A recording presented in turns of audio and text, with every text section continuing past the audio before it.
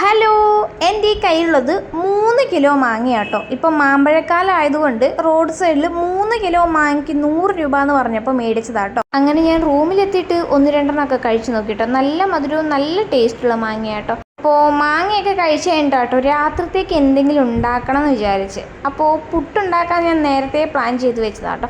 അപ്പോൾ പുട്ടുണ്ടാക്കിയപ്പോൾ എനിക്ക് ഓർമ്മ പുട്ടും മാങ്ങയും പണ്ട് ഭയങ്കര കോമ്പിനേഷൻ ആയിരുന്നല്ലോ, അതുണ്ടാക്കാൻ വിചാരിച്ചു. പിന്നെ ഈ തേങ്ങ ചിരവുന്നത് എനിക്ക് ഒട്ടും ഇഷ്ടമില്ലാത്ത പരിപാടിയാണ്. അങ്ങനെ എൻ്റെ കുറച്ച് നേരത്തെ കഷ്ടപ്പാടിനൊടുവിൽ ആവശ്യത്തിനുള്ള തേങ്ങ ഞാൻ ചിരവി എടുത്തിട്ടുണ്ട് കേട്ടോ. ഇനി നമുക്ക് നേരെ പുട്ടുണ്ടാക്കാൻ പോകാം. ഈ ചിരട്ടപ്പുട്ടിൻ്റെ ഈ പാത്രം 2 ദിവസം മുമ്പാട്ടോ ഞാൻ മേടിച്ചത്. അപ്പോൾ ഇന്നാണ് ഞാൻ ഉണ്ടാക്കി നോക്കുന്നത്.